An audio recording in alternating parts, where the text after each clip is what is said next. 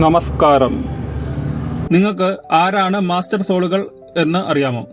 പ്രപഞ്ചത്തിന്റെ ഊർജ്ജതത്വത്തിൽ നിന്നും ഉടലെടുത്ത ജീവാത്മാക്കളാണ് മാസ്റ്റർ സോളുകൾ. ഇവർ പ്രപഞ്ചതത്വത്തിനു വേണ്ടി നിലകൊള്ളുന്നു. എന്താണ് പ്രപഞ്ചതത്വം എന്നതിനെ കുറിച്ച് ആദ്യം നോക്കാം. പ്രപഞ്ചമാവുന്ന പരമാത്മാവിൽ നിന്നും ഇറ്റിറ്റു വീഴുന്ന ജീവഗണങ്ങൾ അഥവാ ജീവാത്മാക്കൾ ആണ് പ്രപഞ്ചത്തിലെ ഓരോ അജീവഗണങ്ങളും. അവയുടെ യാത്രയുടെ ഉദ്ദേശം വീണ്ടും ഈ പരമാത്മാവിലേക്ക് തന്നെ ലയിച്ചു ചേരുക എന്നതാണ്.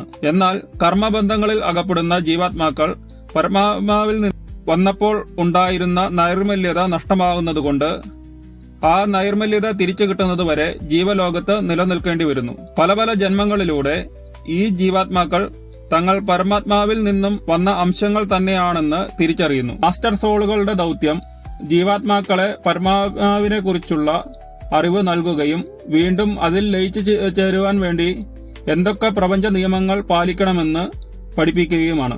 മാസ്റ്റർ സോളുകൾ 14 ഡയമെൻഷനിൽ പ്രവർത്തിക്കാൻ കഴിയുന്നവരാണ്. എന്നാൽ നമ്മൾ ജീവിക്കുന്ന ഭൂമി 3 ഡയമെൻഷൻ ആണ്. അതിനാൽ സാധാരണ ഒരു ജീവാത്മാവിന് പഞ്ചേന്ദ്രിയങ്ങളിലൂടെ മാത്രമേ അറിവുകൾ നേടുവാനാവൂ. അതിനാൽ മാസ്റ്റർ സോളുകൾ ഭൂമിയിൽ മനുഷ്യജന്മം എടുത്തെങ്കിൽ മാത്രമേ അവർക്ക് മനുഷ്യകുലത്തിന് അറിവുകൾ പറഞ്ഞു കൊടുക്കുന്നതിനോ നിയമങ്ങൾ നിർമ്മിക്കുന്നതിനോ സാധിക്കുകയുള്ളൂ. അതിനാൽ മാസ്റ്റർ സോളുകൾ മറ്റു ഡയമെൻഷനിൽ നിന്നുകൊണ്ട് തന്നെ അവരുടെ ഒരു അംശം ഭൂമിയിൽ മനുഷ്യജന്മം എടുക്കുന്നു. എന്നാൽ ഇവരിൽ പലരും കാർമ്മിക ബന്ധത്തിൽ അകപ്പെട്ടു പോകാറുണ്ട്. പക്ഷേ മറ്റു മാസ്റ്റർ സോളുകളോ മറ്റു ജീവാത്മാക്കളോ നിയോഗിക്കപ്പെട്ട മനുഷ്യജന്മങ്ങളോ വഴി അവർ അവരുടെ ജന്മലക്ഷ്യം തിരിച്ചറിയുന്നു. പിന്നീട് അവർ മറ്റു ഡയമെൻഷനിൽ നിന്നുള്ള അറിവുകൾ മനുഷ്യകുലത്തിന് പകർന്നു നൽകുന്നു. അവരെ മനുഷ്യർ അവതാര പുരുഷന്മാരായും ദിവ്യന്മാരായും പ്രവാചകന്മാരായും സിദ്ധന്മാരായും മഹർഷിമാരായും യോഗിമാരായും കണ്ടുപോന്നു. ഇത്തരത്തിൽ പലരുടെയും നിയമങ്ങൾ ഫോളോ ചെയ്യുന്നവർ ഒത്തുചേർന്ന് അത് പല മതരൂപങ്ങൾ സ്വീകരിക്കുകയും പിൽക്കാലത്ത് വന്നവർ ആ നിയമങ്ങളിൽ പല വ്യത്യാസങ്ങൾ നൽകുകയും ചെയ്തു.